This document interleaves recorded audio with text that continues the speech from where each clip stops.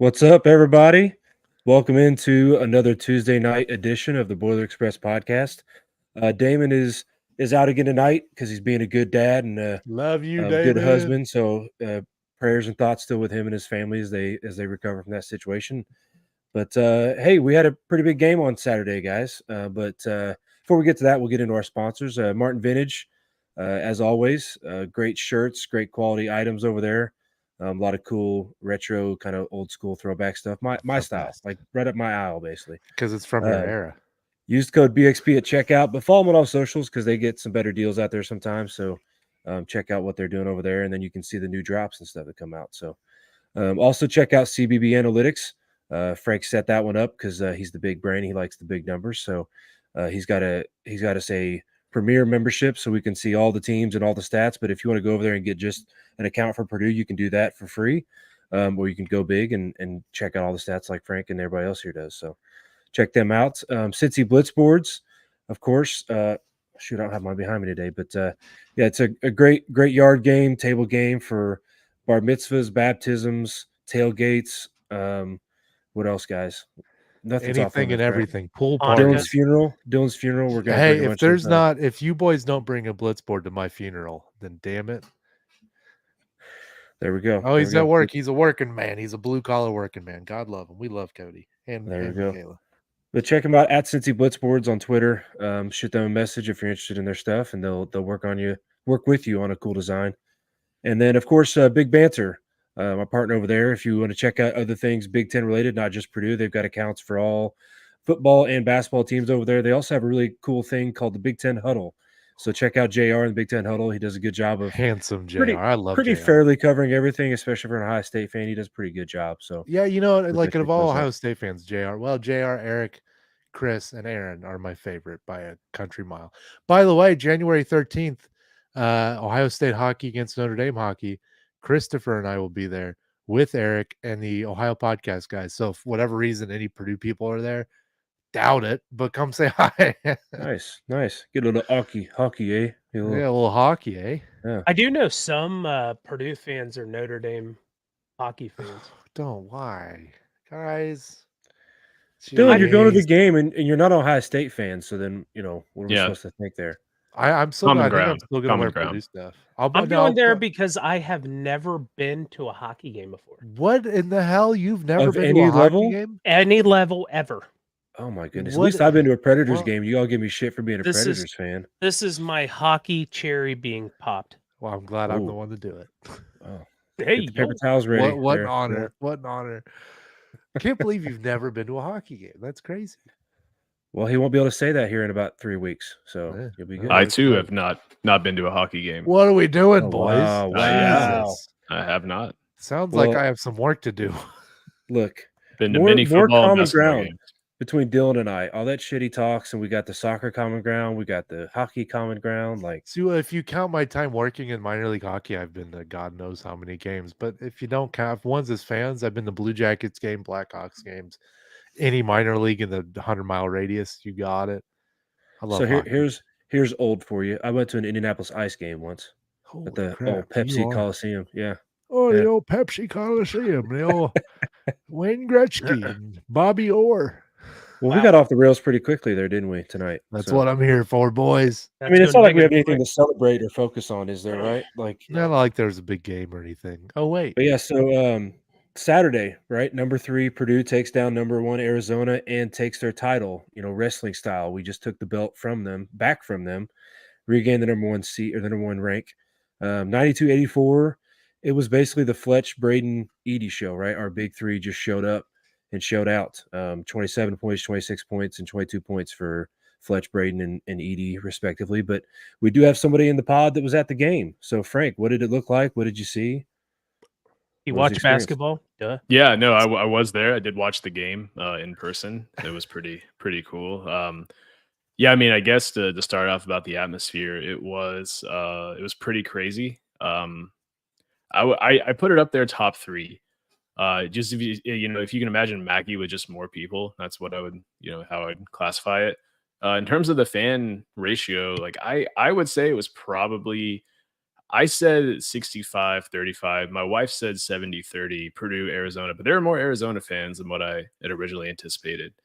But in terms of the atmosphere, just it was unmatched. I think the closest thing, Russ, I could say was Purdue, Virginia, the Elite Eight game. That's probably the closest that it beat the Purdue, Arizona game, but it was definitely up there with just the intensity. And like I was telling you guys before we went live, that run where we had the 3 straight turnovers, where Fletch, I think, had all 3 of them. That was just, I mean, my watch was going crazy, telling me I needed to get out of there. It was too loud. But yeah, just terrific time, terrific game. Was happy I got to go and happy we got the win. Definitely. It definitely gave me a lot of a like Final Four national championship style game, like especially like the back and forth. That always seems like in some of those. Now, obviously, there's some caveats to that, but there always seems like in those national title games and Final Four games, it's always back and forth because they're so evenly matched, and it was a good game. Dylan, did you get a chance to check it out? I did. It was a good one. And the environments, Frank was there, but on TV, the Purdue fans sounded incredible. Sounded like a great crowd. Yeah, and see, I've talked to. maybe my view's a little skewed, but I felt like on TV it was just like, man, it sounds like a church in here. Maybe it's just because I was there and it just didn't convey how crazy it was. But sorry, go ahead, Russ. No, you're good. I was just going to say, and that's the one thing I wanted you to talk about was what the mix of fans was, because a lot of people, especially on Twitter, were talking about it was basically just a bigger Mackey Arena. It was Mackey Central or Mackey South. It was like 95%, 97%. They even said it on the coaches show that it was like 97, 98% Purdue fans. So for you to say 65%, hey, OHIO podcast. Eric, we were just talking about how Chris and I are going to be at the game on January 13th. So we'll see you there, pal. Real excited for that one. Also, Eric, Chris has never been to a hockey game. You just let me know that, didn't know that. So Indeed. Look at us. We're changing lives out here, Eric. There you go. Anyway, go on, Russ. What? Well, so Russ, to talk about some of the things that I saw in terms of the fans, I saw 2 suites which were completely occupied by Arizona fans. There were 3 sections in the lower section that were completely occupied by Arizona fans, and just like, I mean, immediately around me there were like 7. I mean, so I was just looking throughout the crowd, and you just saw red speckled in everywhere. And I mean, out in the concourse, we were talking about how shocking it was to see so many Arizona fans and see so much red. I mean, I guess maybe it depended on where you sat, but you know, me, I would look down, I could see 3 sections full of Arizona fans in the lower section, and I mean, I stand by my 70-30 ratio. And really, at the end of the day, it doesn't matter. But you could hear on TV the audible U of A chants when Arizona went on their runs in the beginning and in the second half. Because the guy next to me actually asked what they were chanting. He thought they were chanting USA, which we could all. Yeah, I mean, we all get behind. I mean, I'm not against it. Just doesn't seem like it fits. I mean, your colors are red, white, and blue, but like you're not America's team. What do we? So can we dive into this game just a little bit, Russ, in terms of what actually happened and what we thought about it? Yeah, 100%. This definitely isn't the podcast for like specifically in depth. No. At least 3/4 of us don't get too in depth on the numbers. Maybe that guy up in the top. Well, right, I mean, not even numbers per se. Just you know what we saw, and it looks like the first one's on Eric here. A comment from Eric. Love to see it. There you go. I don't know what he's talking about. Into the I'm hockey. not sure what he's talking about. Yeah, you brought up the one point that I wanted to be made on here, which was that you could hear on TV even the very decently audible U of A chants. So for the people that were saying it was 97%, I don't buy that. You could see at least one half, because obviously the TV side shows you one angle from the court, but you could see one half behind the Arizona bench was all red and blue. So it was like they got their tournament section full. Like if you've been to tourney games, there's basically 1/4 of each of the there's 1/4 of the bottom bowl, lower bowl. Man, this is really easy for me to say. That is for each of the teams, because there's usually 2 games, like there was in this day. Like there was Indiana State, Ball State, then Purdue and Arizona. So each one of them got 1/4 of the lower bowl. And Arizona, they held their own in that group for sure. And then, like you said, they own some suites too. So yeah, and I don't know, did any of you catch the Ball State Indiana State game? Can't say I did. I caught some of it, and I saw the Ball State came back. Indiana State was it was kind of having their way. actually a really good game. If you haven't seen Indiana State play, definitely make a point to do that. They're actually the second ranked team in KenPom in the state of Indiana. Shout Which out is to Larry fascinating. Bird. Yeah, but they have a big man. His name's Robbie Avila, and he's kind of making his way through social media right now. They're calling him the Nikola Jokic of college basketball. He's extremely unathletic. He is 6'10". He's a little hefty. But his passing and vision is amazing. Like, he was making passes that like would impress me for a 6th-year point guard, and he's a 2nd-year big. So yeah, definitely if you get an opportunity to watch Indiana State play, watch him. He wears the goggle like style glasses. Ooh, the rec specs. The Horace Grant style. He rocks some ink. He has almost like a half sleeve going on. Just a really interesting player all around. He stepped out, he hit 2 threes. I mean, he's just so fun to watch. But I mean, the least athletic guy on the court, but his IQ is his biggest weapon. Just a treat to watch him play. But so in terms of what we saw on the court, Russ, I was tickled. Tickled's a word I'll use. I was tickled at the fact that Tommy Lloyd, who's a coach who I have easy. I'm a big fan of Tommy. I was a big fan. I was a big fan. Yeah, I was a big fan of Tommy Lloyd. I'm less of a fan now. But last week he said, we are going to play Zach Edey one-on-one. We have the talent. We have the size. We have the skill. He's never played a team like us. They actually showed part of the clip during the broadcast. Ooh. And what happens on Edey's first post touch? Nuked him. They trap him. They send a post trap. And so for a guy who said all week that Zach Edey hasn't played a team like us, which he has played guys that are just as big as Umar Ballo, just as big as Mo Krivas, the 7'2" freshman they have. So for him to sit there and say he hasn't played a team like us, we're going to play him one-on-one, and then trap him in his first post touch, come on, man. Like, that just looks silly, 17D chess. Don't say things like that. Just don't. It's just silly. Yeah, now you just look really silly. But I couldn't tell. It was hard for me to parse out.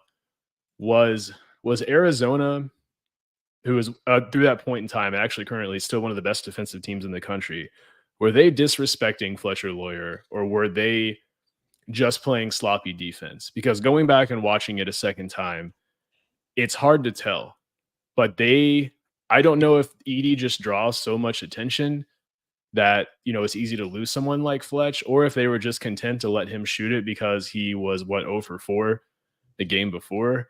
But then either way, they started overplaying him, which opened up shots for Braden, which is a really cool thing to see. But Purdue definitely seemed content in their defensive game plan to make Keyshawn Johnson be the guy that was going to beat him. They did a really good job shutting down Kylan Boswell, I thought. I think he had 6 points, and his field goal percentage on the day was pretty rough. Let's see, what was it total?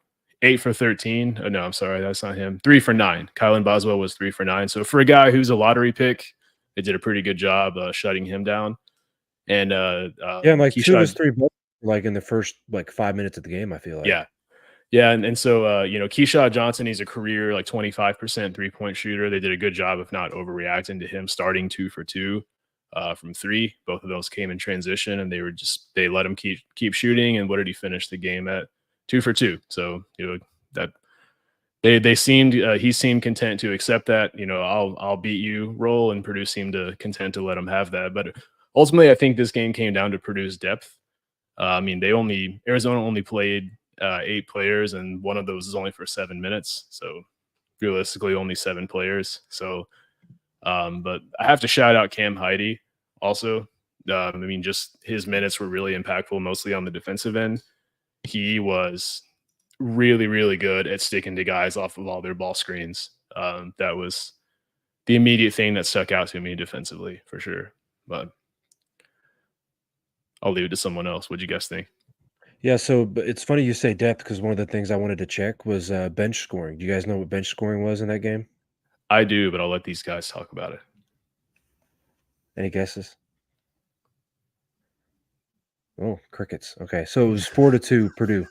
Four bench points for that Purdue, was my 2 for guess. Arizona. Nice. Damn. Oh, Yeah. sure it was. Sure it was. So the interesting thing too is that in Arizona's last 5 games, they'd averaged almost 20 points from their bench players, and they had two against Purdue. Ooh.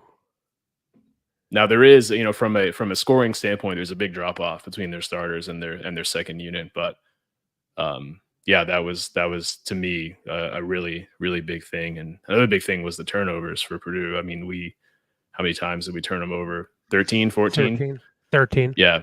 And that was, I think we had 3 in a row. 12. Yeah.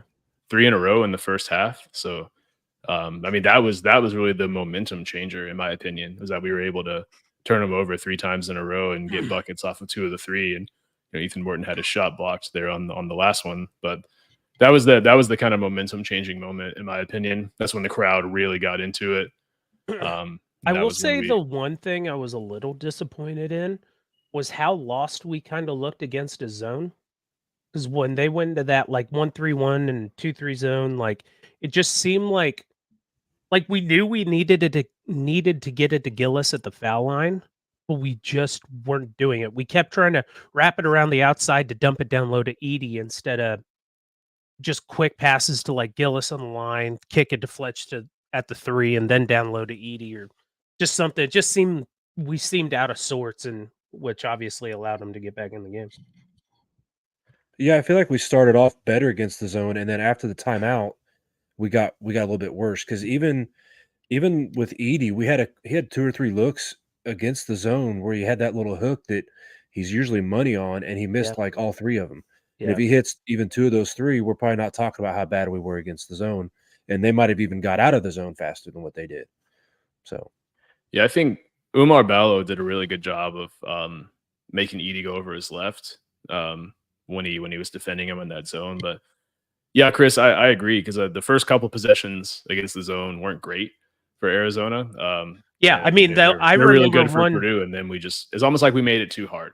I remember one we kicked it to Gillis, he kicked it to Fletch for 3, and then like Braden had a 3 after that, and it was like they immediately got out of it, and then in the second half, it went to hell in a handbasket.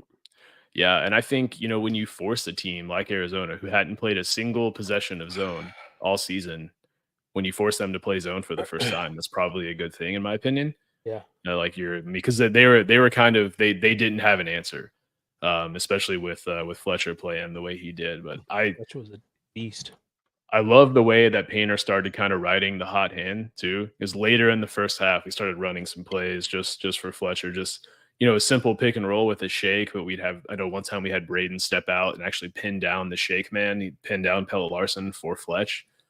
Pelle Larson actually fouled him on that play too. He grabbed him and pushed him back. I know that was pretty crazy to see. But what do you got, Dylan? What you laughing at? He's over there smoking a fake cigarette or something. Oh, That's okay. What he's got going Apple on. stylus Yeah, pen. I always There you have a go. pen in my hand. I try So to I break the write focus. random things Russ's down. Acting like the focus. drummer twirling the drumstick or whatever. Hey, Yeah. listen, middle school bass drum player. Thank you. No, I think Frank, I think to go back to kind of what their strategy was and what their intentions were, I think that probably their 2 key points, if you looked at their scouting report, was help on Edie. You do need a double, because even with Ballo being a big dude and being able to play Edie one-on-one possibly, you still want to give some help. Arizona has rats. Nice. Great insight, Nick. So I hey, will sorry. No, I was gonna say, so shout out though, real quick. What up, Merry boys? Christmas, Cincy Blitz boards. I gotta pick up a blitz Appreciate it. board from them, and it's the week of Christmas. Yay! But Nick Burris, while you're interacting and you're in the comments, what happened this week, bro? Like, you were like the 3rd seed in our fantasy football league. You're supposed to be in the Final Four, and you let old Landon Hardy beat you. So now it's Frank, me, Landon, and Kyle Benter, I think, at the Final Four. Is Landon the guy from Minnesota? No, the guy from Minnesota was the guy that finished last, that kept Damon from finishing last, basically. Gotcha. Sorry, Landon. Or maybe you. I don't know if Dylan finished 9th. The pro painters really fell apart once the Achilles literally took out our entire team. So we'll see you guys next year. Touche. And I got a good idea for next year. Damon kind of brought it up too, but I'd heard it before, but it's gonna be a good idea. But to get back to the game, what I was talking about for the game plan was I think they were trying to stop Edie down low, give some help down low, and then keep Braden from going right. And I think that's kind of what they were, because if you listen to, I think it was Steve Lusk a couple weeks ago on the coach show, he basically said there's only so much you can try to do. There's 5 guys on the court on defense that you get to use. That's all you get. It's 5 guys, right? That's the rules in basketball. Is that how basketball works? Yeah. Oh. So like, if you want to double Edie, you're going to leave somebody open, and if you're trying to help over on Braden on the screen, it's gonna make defense shift even more. So I think Fletch was just the beneficiary of that. Like, and yeah, he's been streaky, but one of you all shared that he's got 2 of the top 6 scoring performances against top 5 Ken Palm defenses this year. So he's turned into a very big game Fletch, big game dude. But what I will also say is what we've done lately against doubles against Edie is what I think we hoped to do last year. It just never came to fruition. But this year we're shooting 41% from 3 or something like that. Yeah, So making teams pay. Making them pay for doubling. Yeah. And then we weren't able to do and the good thing is too, and this is almost where I like Braden's little mid-range jumper he's just been lights out at, is that like if threes aren't hidden, he'll take a couple steps in and just hit from the free throw line extended and just be lights out the entire time. And that kind of makes up the difference a little bit, I think. Well, and how about Fletch getting that little wraparound layup to get himself started too? He missed his first 2 threes, but then he takes it to the rim, sees one, goes to the hoop, and then it was off to the races from there. Yeah, I mean, Purdue's first possession of the game, so these are Purdue and Arizona are both teams that like to primarily play drop coverage, and Braden attacked it. Braden was like, "Hey, that's you're gonna let me take this shot? I'm gonna take it." Oh, Russ, I just realized the caption under your name, and that's incredible, by the way. You're going to use that torch on a stogie, Mr. Director of Morale. Yeah. Damn right. That's my cigar torch. Of course, it's a little too cold for a little too chilly for cigars outside. So you don't light up a cigar in the house, Dylan? No. Not your style. Not my thing. I mean, I live alone now. I might as well. Screw it. There you go. Open YOLO, window. as the kids say. They still say that's YOLO. That's exactly what the kids say, Russ. Okay. Yes. Your caption is showing. BXP Russ, old. Facts. That's no cap. Not young. Love you, Russ.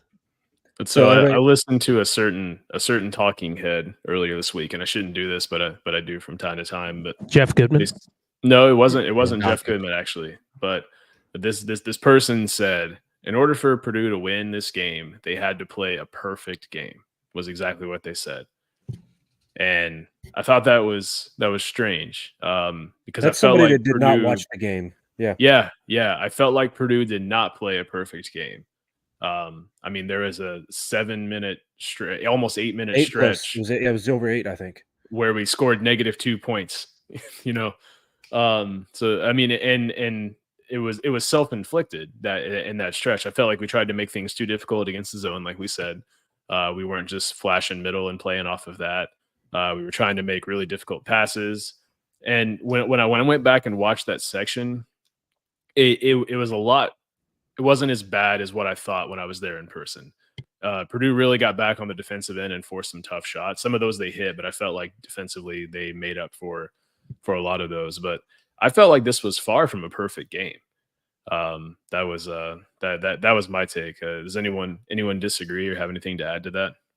Man, we got a comment. Russ, are you getting your AARP membership renewed for Christmas? Hey, Cincy Blitzboards, you can make all those jokes you want because you had my back. You didn't put Russ's old on the Blitzboard. Yeah, that was why the hell didn't I do that? Come on. I'll personally make you an AARP. Shout out to our newest sponsor. So, no, I 100% agree. I don't think we played even remotely close to a perfect game. And still played well. I mean, good enough to win. I mean, at the end of the day, that's kind of the motto for the tournament, right? Survive and advance. So I think you're being a little harsh, but I made kind of the same point on the Big Ten Huddle. Like, I don't know what perfect game plan involves an 8+ minute stretch where you don't hit a field goal and you hit. I misspoke, so you might have been right, Frank, on the 7-minute mark that you're making. But it was 8+ minutes without a field goal. We hit like 3 or 4 free throws in there, but I don't know what perfect game plan involves taking 10 minutes off of seeing a ball go through the hoop in regulation. So yeah, I think the other 30 minutes we were pretty elite. I mean, we ended with a 122.8 offensive rating, again, with that 8+ minute stretch without a field goal. So, and then 22 assists, again, that's 90 plus percentile. So yeah, it was a pretty dang good game, especially during, against a defense that was supposedly top 2 in the country. And I think that, there were some things that happened that are outside the norm for what we've seen so far this season, particularly Fletcher kind of jumping those passing lanes and getting some of those steals that he did in the first half. Because Fletcher, I mean, and no disrespect to the guy, he's kind of surfaced as someone you kind of look to attack on defense. But he made the high IQ plays. He definitely knew the scouting report, knew when to jump the passing lane, and was a beneficiary of some steals that led to some easy points. Which is crazy when I look at this, Russ, because Purdue had 7 points off of fast break in this game, and it felt like double that if I just think back to my memory. Arizona had 17.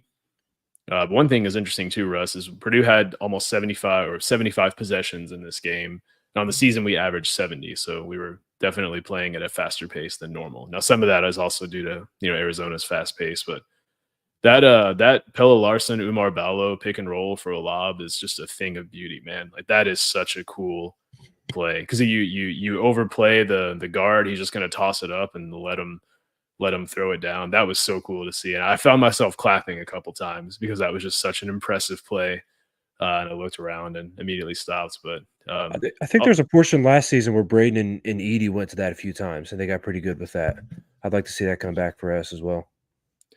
It felt like early on we were running a lot of sets in that game, and then that kind of transitioned into more of like a read and react offense. Just a standard pick and roll with some weak side motion to confuse the defense, and the guys behind me at the game were definitely critical of everything that Purdue did, and they were critical of Braden for not having as many assists as he normally does.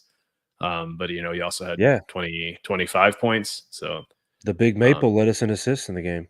So yeah, that was a career high in assists for him too. Third in scoring, but he picked it up on the assist column. So yeah, Frank, to go back to your fast break points comment, I want to go back to last week or the week before when we were talking about what constitutes a fast break point, because it seems like a lot of times we get a turnover and we might get it across the half court line quickly, but then we get into half court set and then it doesn't go down as a fast break point. But if you look at our points off turnovers, we had 15 points off turnovers. So maybe that's some of those turnover points is what maybe you thought should have gone down as a fast break point, but did not, just because we made one more pass than what could have been categorized as a fast break. Yeah, I truly don't know what constitutes a fast break point, because there's some ambiguity there for sure. But I don't exactly know. I know Synergy Synergy categorizes transition scoring as like scoring when the defense isn't set. So that's why like Purdue's transition defense numbers in the previous 2 seasons were a little bit skewed, because their transition defense was more about converting those transition opportunities into half court opportunities. Yeah, and to double down on your point about the steals too, we average just over 5 steals a game. We had 10 that game, so double our season average. And then on top of that, one thing we've always talked about, at least I've always talked about, is the reason we don't get as many steals is because we don't get as many fouls. We don't play that aggressive style defense. So you would think, okay, we got double the steals. Did we play a little more aggressively? No, we had 14 fouls in that game when our average on the season is a little over 16. So we played really, really good defense and opportune defense. And it's kind of like that style defense where, Arizona plays fast pace. So just kind of sit there and take what they give you. The Fletch turnovers were not him getting in some dude's jock strap and playing physical. It was just him playing with a head on a swivel and taking what came to him. Did I just see an Aaron Brown comment citing on a basketball podcast? That's like seeing a big, oh, hey, there we go. Aaron Brown. Also, I don't know crap about basketball. Well, not many Ohio State fans do. Don't worry. Let's reference his previous comment. Look, guys, if we put the ball in the hoop more than the other guys, we win. I mean, effectively, that's what it comes down to, right? Wasn't it Jimmy Butler that said something like that? They were like, what are you doing to chain together these wins, Jimmy? He's like scoring more points than the other team. Or that guy Aaron's from Baylor, idol, John Madden. That's a John Madden comment. Just that guy from Baylor years ago in the tournament, and the reporter's like, how did they get more rebounds than you guys. He's like, well, they were better at jumping and grabbing the ball and bringing it back down. That's a rebound. See, and they got more of those than what we did. Yeah. That's one. You know what? I was happy that he did that. Was that Motley, Jonathan Motley, who did that? Yeah, I think so. Yeah. Yeah, like I mean, because he was getting hounded by this reporter, and they're like, "How does Harvard out rebound Baylor?" It was like, "Well, they got more rebounds." And or didn't we talk about several times last season, Frank Braden, in some of those post game pressers where they're talking about, well, why do you get such a slow start? Well, that's a good question. Like, it's like it's that's not part of the game plan. Like, it's not. I didn't plan to do that. It just, I guess we got to get that figured out. Like, my favorite was like, why do you seem to struggle, against the press? Well, it's really hard when 3 guys are guarding you. Like, it's really hard. It's really hard when you're up against the sideline and there are 3 guys standing there trying to steal the ball from you. I like the one with Kevin Durant. The reporter's like, why do they call you KD? And he's like, well, my first name's Kevin, starts with a K. Last name's Durant, starts with a D. So therefore, it's KD. And the guy's like, oh. It's like, figure it out. What are we doing? So Russ, I think one thing we need to mention is fouls, since that's been a hot topic over the last week and a half or so. Purdue shot 3 more free throws in this game than Arizona did. I believe, did Edey lead all players in terms of fouls drawn? I think he did. Keyshawn Johnson had 4 shooting fouls, 2 on the floor, 6. Edey had 4 shooting fouls. So no, Edey didn't even lead. So Edey was tied with Keyshawn Johnson for they both drew 6 fouls in the game. He's just tall. Well, no, I mean, so we've heard it over the last week and a half that the only reason Purdue is winning games is because the refs are, they don't call fouls. They give Zach Edey all-star treatment. They give him all the calls. He goes to the free throw line and hits all the free throws. And one prick said that, didn't he? Yeah, don't skip the best comment from Twitter post Arizona when a certain someone wanted to say, well, if Edey was 7 inches shorter, that'd have a major impact on his game. Oh, yeah, sure. And if Tyreek Hill was as fast as a normal lineman instead of as fast as he is, that'd affect his game, sure. Yeah, wasn't that Haslam who said that? Yeah, it was. It was. And if Russ which he's too smart to be that stupid. Bro. Yeah.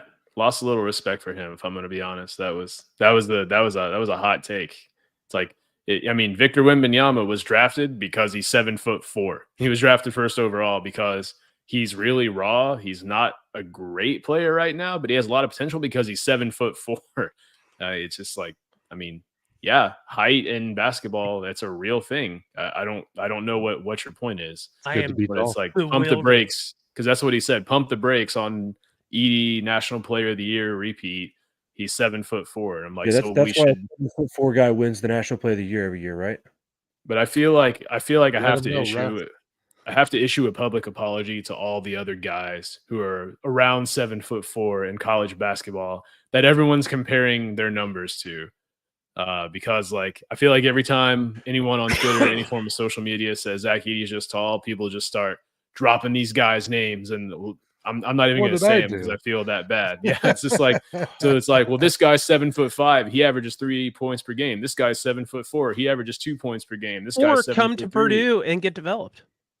And it's like those guys are just out there living their lives, just playing their hearts out every night, and just trying their damnedest. Yeah, it's hard to make you feel bad or call you out on it, but I feel like you're the first person I remember doing that too. Like, I was. I did it like last season before it became cool. And then someone's Frank's like the hipster of basketball. I am. There's this there's this same screenshot. He's the opposite of me.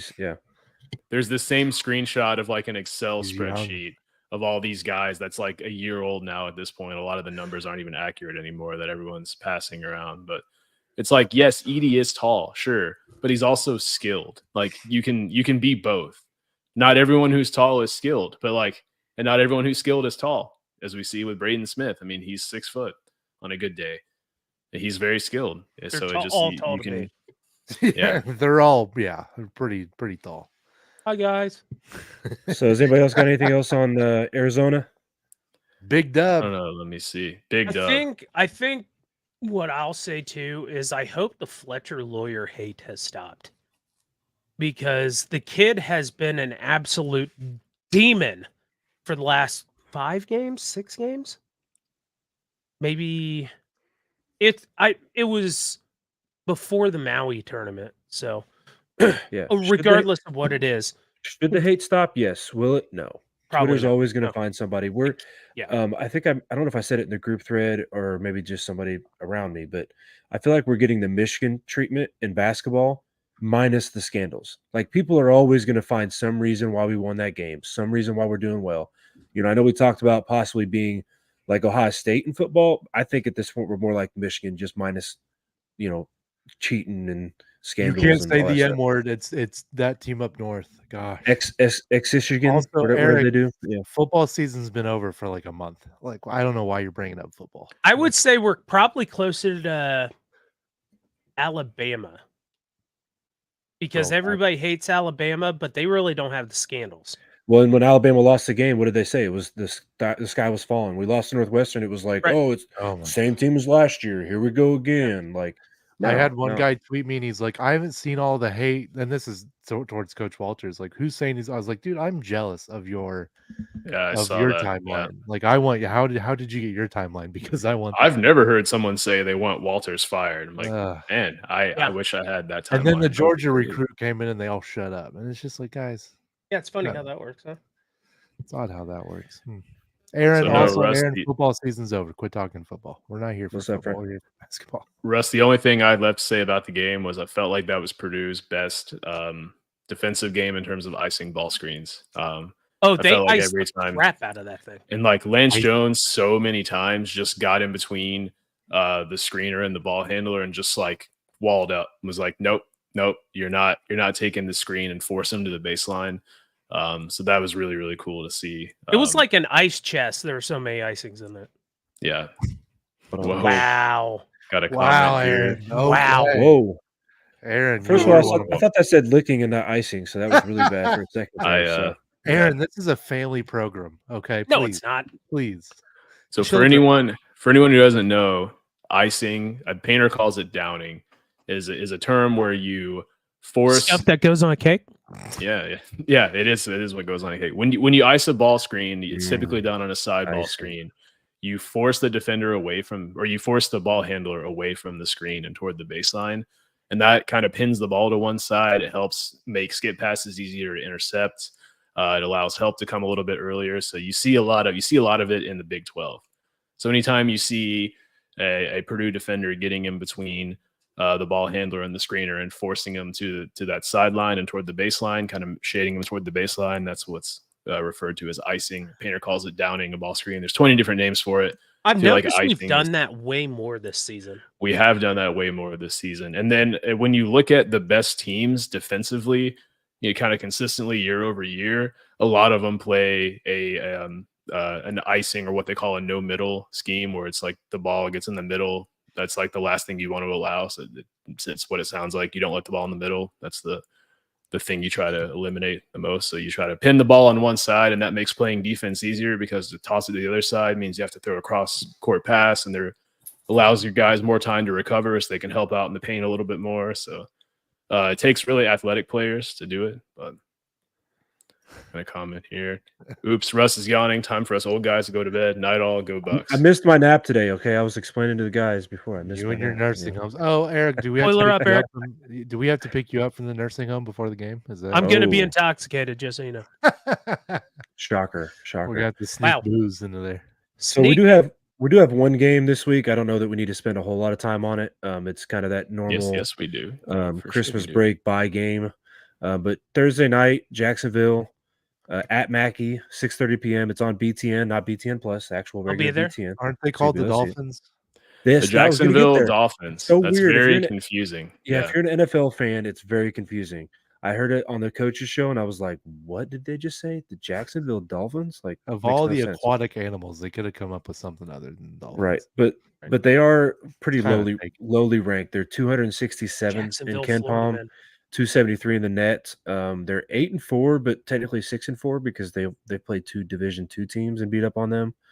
They have one common opponent with us, and that's Xavier, but they lost 56-79.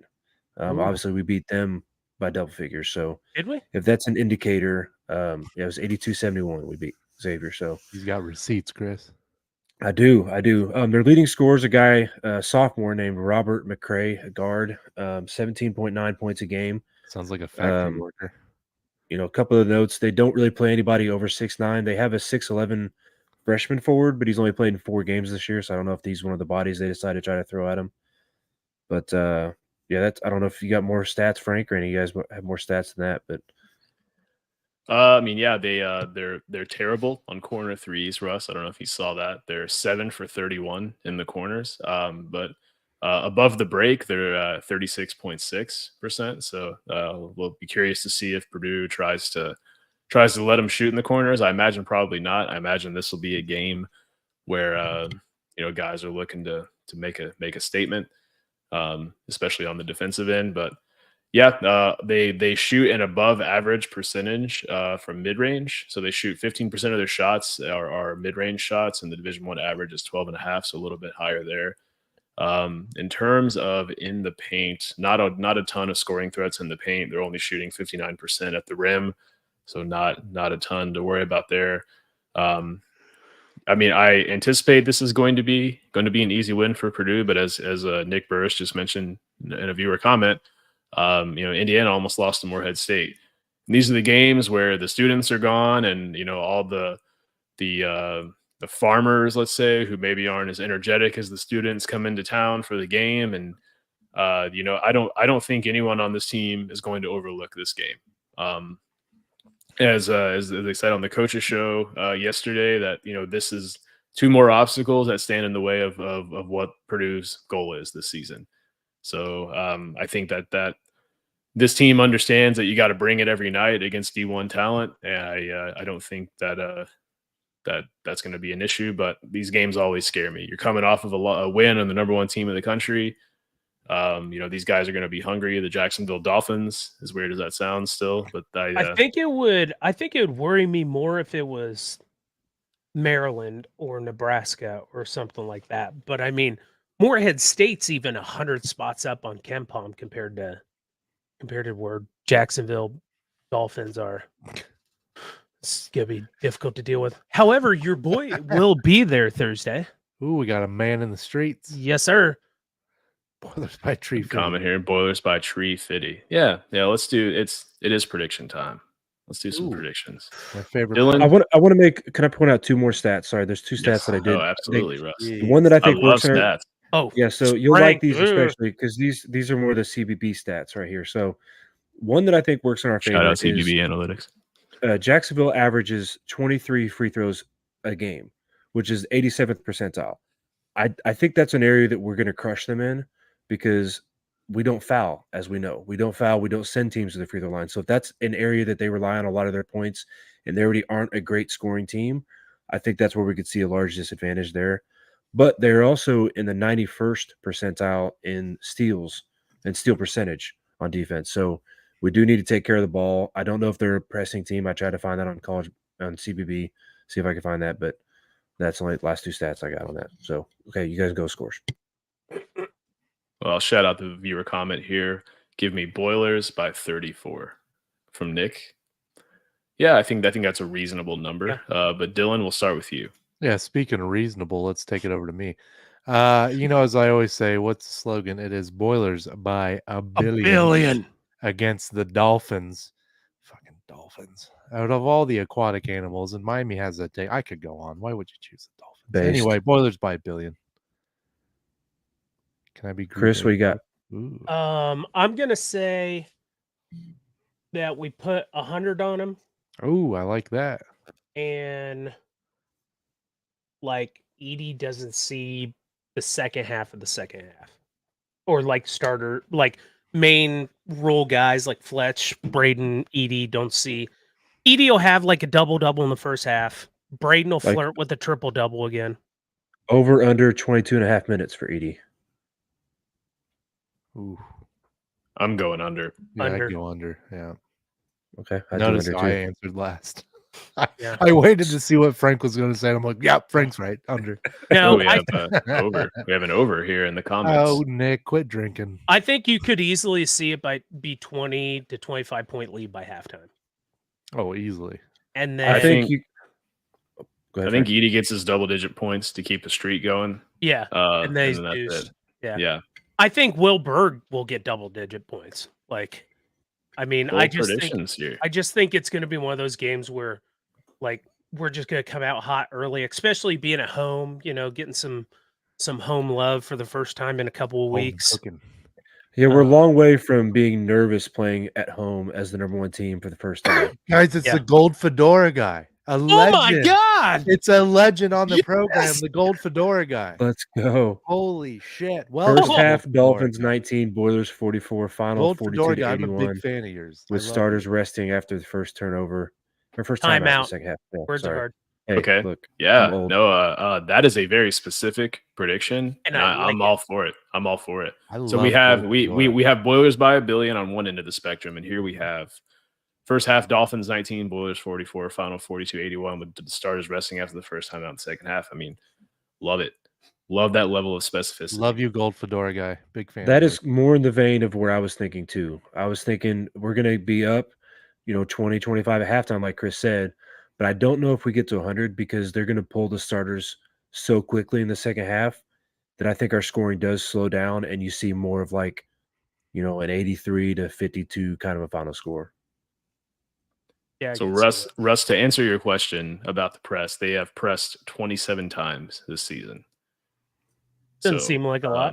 Yeah. Yeah, no, that's less than 3 times a game. So yeah. Got a comment here. ESPN is schmoozing over Coach Prime, bringing in a 49th rated recruiting class, but crickets for a top 30 class and a top 6 transfer class. Amen. I think that is a perfect transition. Yeah. Yeah. We're also officially in the positive as far as people coming in and people going out. So between our transfer class and our incoming recruits, we are outnumbering those who graduated and those who transferred out. But Rush, we got to fire. That doesn't sound right. That can't be. We had like 19 people alone transfer out. Right, but we also had a 24, 25 person class coming in. Oh, you're talking about the recruiting class. Okay. Yes. Okay. That's what I'm saying. Incoming freshmen plus transfers. Gotcha. Yes. I'm with you. Yes. Okay. I'm with you. I'm with you now. I thought you meant transfer portal guys coming in. Yeah. You guys were about to rest. I stumped the numbers guy with a number. Let's go. I was like, I can't math, but that doesn't sound right.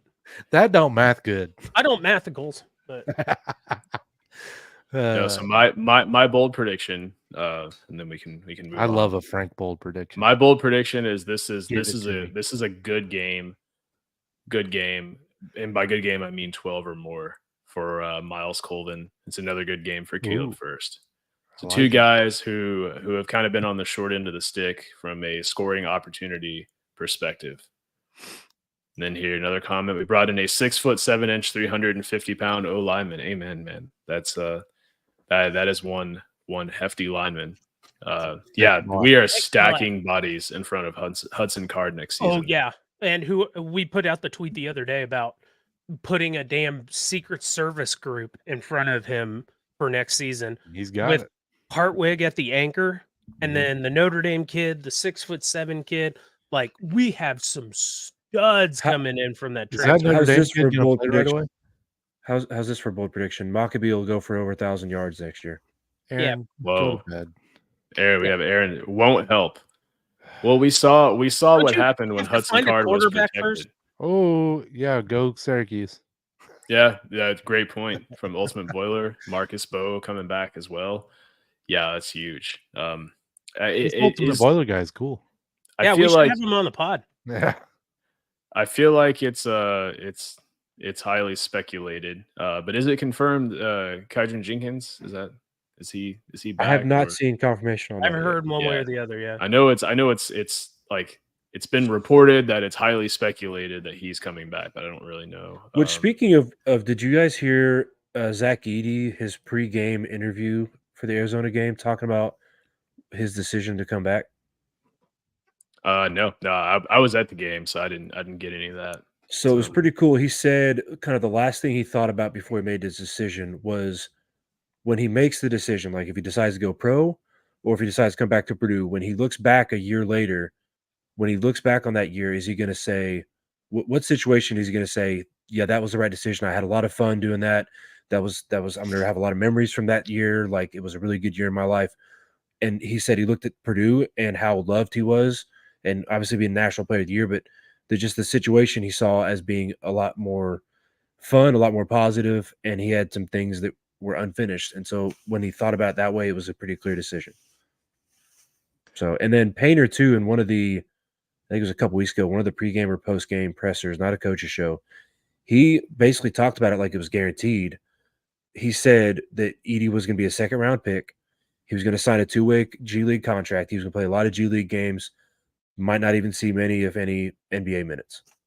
So I don't know if you guys saw that. It was just kind of thrown in there, like I said, in one of those hard to hear hallway interviews. But they've got to step it up on that, man. Like with that elevator going in the background, and like Painter will start talking. It's like, like it sounds like something terrible is happening. Like, come on, yeah, let's get real microphones here. Don't record this on your iPhone, man. These are professional media outlets, man. If the Boiler Express podcast can have iPhone microphones, they can. So here we have a comment from the from the Purdue grad but Ohio State fan. Aaron is a Purdue grad. I hope to get it together in football. IDK much about basketball. At least we have that going right now. Amen. Yeah. I mean, I feel good about future, Aaron. I feel like our program's in good hands, and defensively, I like the pieces we're bringing in, and I like some of the recruits we have coming in. I think Beasley is signing tomorrow. I think that's pretty much guaranteed. I know people were concerned he was visiting Syracuse. Just kind of seemed like a formality. And then a comment here, Aaron, don't be a turd. Yeah, Aaron, you're a Purdue grad. Act like it. I forgot he did graduate from Purdue. It's aggressive. He's a Purdue grad. Russ, one thing to say on that subject, I don't know if I've ever mentioned on here, but I did have basketball season tickets for a few years. And one of the things that I got to do was hear, they had all these season ticket holder events. I got to hear Brian Cardinal speak, and he said that he always tells the players, this is the most fun you'll ever have playing basketball. That the second you go pro, and he won a championship, so he played pro basketball. He's like, the second you shout go out pro, the janitor. Yeah. The second you go pro, it's no longer fun. Like once it becomes your job, like when you're in college, you're hanging out with your friends, you're playing with your friends, you guys are all friends, you go do stuff together, you go to parties together. But like then you go into the NBA and you're doing this for a living, and now everyone around you is your competition. So like if you're taking minutes from this guy, he's mad because that's his paycheck now that you're putting on the line. And he said, so there's a lot of animosity that goes on in the locker room when you do this for a living. And so he said he tells players, he told Carson that. It's like, hey, like, yeah, go pro, sure, but like you'll never enjoy playing basketball more than you do right now. It is the most fun you'll ever have. Carson went pro after his junior year. That's interesting. Yeah. I mean, and Carson was a really good player, and had NIL been around, who knows? Carson would have set records that probably would never have been broken if he had come back. I've always said he should have stayed 100%. one more year. Yeah, he was a shocker for sure. I've heard Robbie Hummel repeat a lot of those words that you just said too, about college being the most fun you'll have playing this game. So, and I think that's it sounds like that's ultimately what weighed the heaviest on Edey's decision. So, and Robbie even went so far as to talk about how playing in Europe is not all that it's cracked up to be. And that like, okay, we got to go play in Siberia now. Let's get on a bus for 14 hours. And then you get there and then you have to set up the bleachers. And he's like, I've never had to set up bleachers in my life. And like, now I'm a professional. Like, sure, the money's decent, but like you set up these bleachers and like 50 people come and watch you play. I mean, and I know it kind of sounds like someone who's maybe a little bit spoiled to say that, but like, it's not all that it's cracked up to be. Got a comment. I felt so bad for Robbie when Edey knocked him out of the top 10. Yeah, you could tell it affected him more than what he wanted to let on, for sure. But I mean, he is forever cemented in Purdue basketball history. And they showed him on the screen at the stadium during the Arizona game, like during a timeout. place went crazy. Like it was cool to see. So Russ, I don't know how time allows. I know you had a possible treat for us this evening. That's something. Yeah, so if y'all are down, I'm inspired by JR and the Big Ten Huddle. Check them out. They do a lot of cool stuff with the whole conference, but they're going to do a player draft this week. And I thought, man, it's been a while since we've done a draft. So if you guys are up for it, you guys want to do my suggestion was a 3-3 draft from the last 2 seasons. So that means you can go back and include like a David Jenkins Jr. or a Brandon Newman even to make the player pool a little bit deeper. Because I know last time we did this, the last 2 or 3 picks were like walk-on non-scholarship players. So I'm going to go ahead and spin this little fancy wheel here. It's got everybody on there, so this is nice and fair. So let's do this. Let's see if I can figure this out. I'm old. While you're doing that, as a comment, for no logical reason, I hope Robbie takes over for Painter in the future. Yeah, I would like to see that. That would be cool. Oh, I'm starting to wonder if PJ doesn't become that guy. No, it says Russ on the first pick, but I feel like I got to do that again. I'll spin it again. I ain't gonna take the first pick. I'll spin it again. You oldest man alive. Is it at all feasible that PJ could be our next coach? Is that me? No, it's Chris. Oh, that's true. Chris. Okay, so Chris, you can go first, buddy. Of course. Dadgummit, why do you always get first pick? That's a really good question, Frank. Always walk that out a little bit as I do this. It's rigged. Rigged election. Fake news. Did y'all even hear what Frank just said, or no? No, yeah. Chris agreed. Chris agreed that PJ could be. I could see it. He's definitely seems like he's taking over more of the responsibility as each year goes. And he just seems like he's got a really good basketball mind. And even when he played, it seemed like he was an X's and O's guy.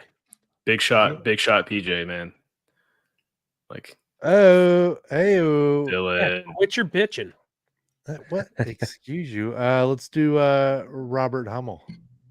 From the last 2 years. Last 2 seasons. Oh, I thought we were doing all the time. I'm picking the commentator as my first pick. He's going to call the 3-3 the guy's on the floor. They're going to help my team play if better. We're going to do technicalities. I don't know. Let's do Fletch. Okay. All right. Oh, I could have done better. I mean, no offense to Fletch. Whoa, jeez, that was a little quick to say that, man. So, welcome to the podcast. Why JR. Fletch? Why Fletch? Sharpshooter. Okay. Oh, well, I guess Frank's got to take up the rear. Sorry, bud. So, I'm, of course, going to go Braden. Wow. Cannot skip Braden. I got to take Braden. I can't let him fall to Frank because then he gets Braden and a big. No, that's not even fair. So, I got to go Braden. So, Frank, you got anybody minus the big 3 at your disposal. Yeah. You take the rest of the starting 5. You can take your best friend. Put me in a I do love Ethan Morton, and I will defend that all day. I am going to take Lance Jones. Good 2-way player. He can neutralize some of the guys. Like, no offense to Fletch, but I feel like Lance Jones is locking him down. Okay.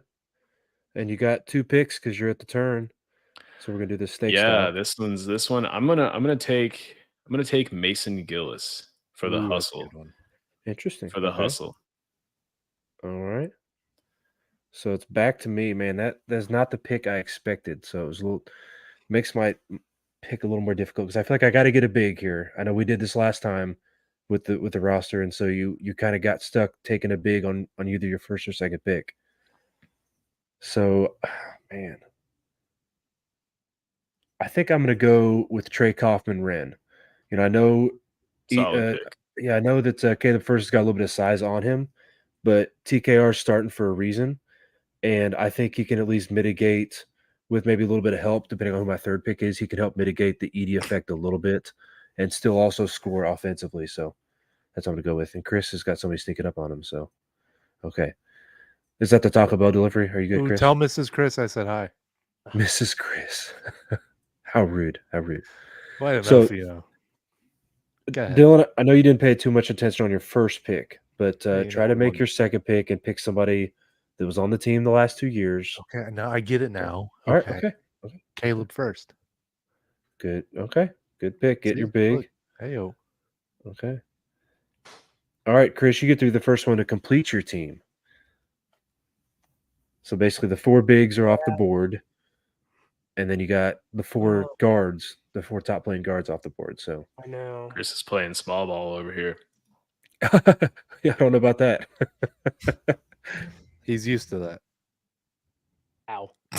Family program. If you could play small ball with a lineup that includes Zach Edey, that'd be pretty impressive. Oh, this sucks. Is He Ethan Morton still on board? is. I'm going to take Ethan for Okay. lockdown defender. So you got your first guy. Ooh. So one more pick. Dylan just had an idea. I did. He David did. Jenkins. Yeah, there you go. I was wondering when he would go off the board because Russ was taking him. I 100% was taking him. Very good pick. Very good pick. Okay, so Chris rounds out his squad with Zach Edey, Ethan Morton, David Jenkins Jr.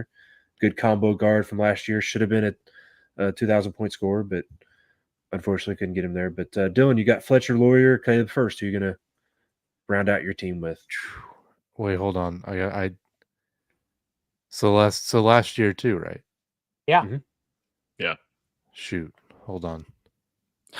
He's like, now I got to remember who's on the team last year. I know. Now I got to remember who's. I mean, it's there mostly are only 2 players who weren't on the team, and one of them's not on the board. Yeah. Hold on. Brandon Newman's the other one. Brandon Newman.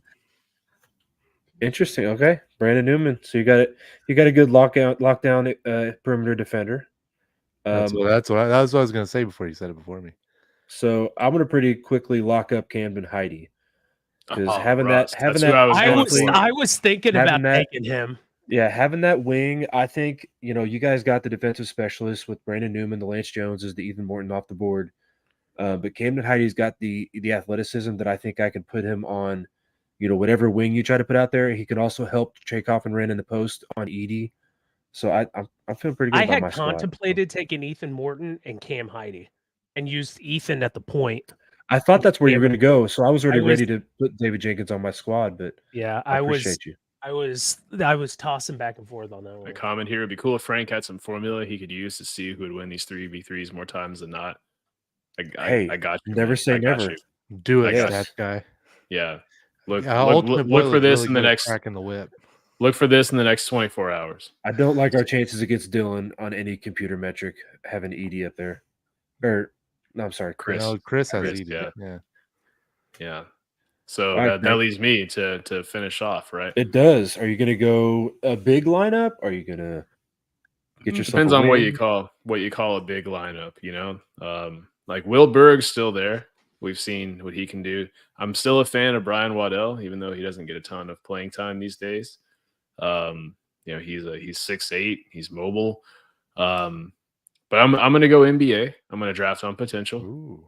I'm going to go with Miles Colvin. I totally saw that was coming. A lot of untapped potential there. Extremely athletic, can get a bucket. He's shooting 46% from 3 as a freshman. And I like that, but man, he's such a defensive liability. And he is a defensive liability, but I could fix that. I think having Mason Gillis, you needed maybe a little bit more support, a little more experience. Because when Mason Gillis going against Edey in the post, or even TKR in the post, he's going to need some help. And I don't, that's gonna be rough. But the thing about Mason Gillis in the post, Mason Gillis will give 110% effort every single time when defending that post up. And I feel like Mason Gillis, you're never going to be like, hey man, you didn't try your hardest. And so that I appreciate. So I'll lean more towards Frank on this question, but if the two of you want to chime in as well here, interested in your opinion on these. Did you write the teams down at all, Frank? No, I did not. Okay, sorry, you were. I'm going to ask the question first, then, and I'll run through the squads real quick. So, who do you think is the most offensively efficient squad and the most defensively efficient squad from these teams? So, Chris has got Zach Edey, Ethan Morton, and David Jenkins Jr. Dylan's got Fletcher Lawyer, Caleb First, and Brandon Newman. I took Braden Smith, Trey Kaufman-Wren, Camden Heidi. And, of course, Frank, you've got Lance Jones, Mason Gillis, and Miles Colvin. Who do you have again, Russ? Braden, TKR, and Camden Heidi.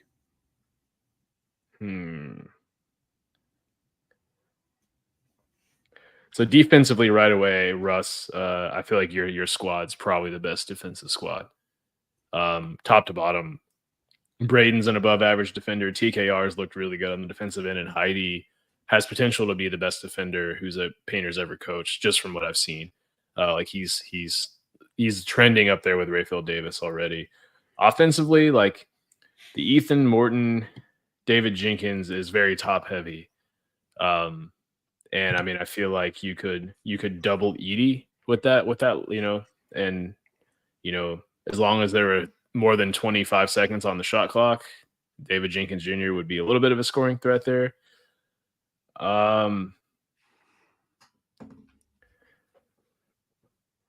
Probably going to have to go with Fletch first, Newman for the versatility aspect. And so by Newman, I'm saying last year, Brandon Newman, not this year, Brandon Newman. No offense to Brandon Newman. He's not having the best of seasons this season. Did you kind of rule yourself out on those questions? Because I feel like on offense, yeah, I didn't want to be too much of a homer and say my own, but it was between my own and Fletch versus Newman. Yeah, I was going to say offensively, as much as I kind of talk down your squad on defense, offensively, you can just stick your three guys at the perimeter and play like a 3-man weave until someone's open and you're going to hit that three. Probably, yeah. I mean, and Gillis does have a post game. We don't see it a ton because we don't need it from him, but he does have a decent post up game. And Miles' athleticism and versatility, and like I said, Lance Jones is going to neutralize the other team's best. But we're talking offensively, but Lance Jones can take it to the rim. He doesn't have a memory in terms of shooting. Yeah, he can miss 4 shots in a row, and he's still going to fire them up there with confidence. And he can stretch out the floor. But yeah, I think it's between those two. I feel like the Edie Morton, David Jenkins is definitely a contender, but it's just very top heavy in terms of Edie's basically a bucket, but you could probably double and get away with that in that lineup. No offense, I would say we're pretty defensively good though. I mean, you're not really going to get much towards the basket. You've got Ethan Morton as a defender, and Jenkins wasn't anybody to shy away from as a defender. No, definitely not. Any of one of us three are going to attack you the same way that people are basically attacking Edie, and that's trying to pick and roll and seeing what you're going to do with them. Are you going to play drop coverage on a 3-on-3 game, or because 3-on-3 there's so much space on that floor. If you play drop coverage and there's enough 3-pointers on these squads, 3-point shooters on these squads that could hurt you. All right, boys, I got to take off. All right, I'll see you guys later. Right. So before we wrap up, what I'll do in response to Damon's comment here. I'll look at the numbers. I'll look at how these groups performed offensively, how they performed defensively when they were on the court together. That's what I was going to say. That's what's great about CBB is you can literally mix and see what these guys did. Thanks to our partners, CBB Analytics. What I'll do is I'll plus or minus 15% in every direction, allow for that much variance, Russ. Then I'll run a million simulations and see who wins. I love it. I love it. Yeah. So, and of course, we'll put a poll on Twitter too. We'll get one of these guys to put that up and see. Dylan, how are you coaching your squad? I feel like we talked a lot there, but you got Fletch and Caleb and Brandon Newman. How you running that squad? Well, listen, boys, play Go ball. Win by billions. Go win by billions. But it's gonna be all right. We're gonna end the huddle. We're gonna break the huddle. Win by a billion. So basically, you're gonna win by billions or lose by billions. Either way. Exactly. It's either we shoot the lights out or we just hit bricks and build a damn house. It's really the Doc Rivers approach. I like it. Let's go out there and play some basketball. I'm gonna start sounding like Doc Rivers or the Mike Woodson approach. Like, you guys want to play zone? Sure, go ahead. We'll see. I'll grow goatee like the Woodson. Don't threaten me. Yeah. What do you all want to do? Did you guys see that picture that some IU fans have an issue with of Woodson having a cigar after the Kansas game? I will never hate against the man having a cigar. But I don't know. Just like if people are mad, it's like he's having a cigar after a loss. I'm like, did you see the table design they had going on there? You could like stub your toe, your knee, and your shin in one dark. Yeah, what an ugly. They're not good at interior design either. I mean, my goodness. Why is it a problem if he wants to have a cigar after a loss? That could be his way of like unwinding and reflecting on. I don't know. God forbid the man relax. Jeez. We gotta shout out whoever makes is it creative who makes the videos, because that video yesterday was movie type shit, dude. Like these guys do movie type stuff. It's incredible. It's cool seeing Painter in the locker room. He's a lot more intense than he is, in his interviews and stuff. And that's like when you go to football. I like the difference, or I think from an outsider's perspective, I don't know this for sure, but it seems like Purdue Creative has been given much more room to create cool stuff with Walters than they were with Brom. And they have, like, you get to see Walters in many different ways than just on the sideline. And I think Purdue Creative knocks it out of the park every damn time. Well, I love the end of that video that they made after the Purdue Virginia Tech win, where it just ends like right at the guy says, "Welcome to the Walters era," and then just like it's done. Yeah. Like that was so good. But that Was that epic. video they made of Purdue, Arizona, I showed it to my wife, and she's like, "Man, this makes it seem like something so much more serious than basketball." She's like, "You would think this is about like a war or something." Like it's Hey, like, those boys go to war every damn time. yeah. Well, She was we, like, "This is intense." We made it to an hour and 10 minutes, boys. Look We at this. ran Chris Hey, off. shout We went out. so long. Shout out to Poppin's Pub. My guy Chris sent me this hat and some stickers.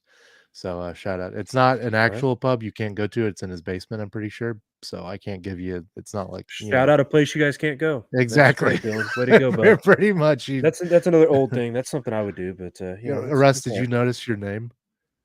I put that on there, sir. No, you put no, your I own did. tags. No, No, you did I not. did. I did Oh, the what? oldest man alive. Oh my goodness. You just That's now good. noticed. That's good.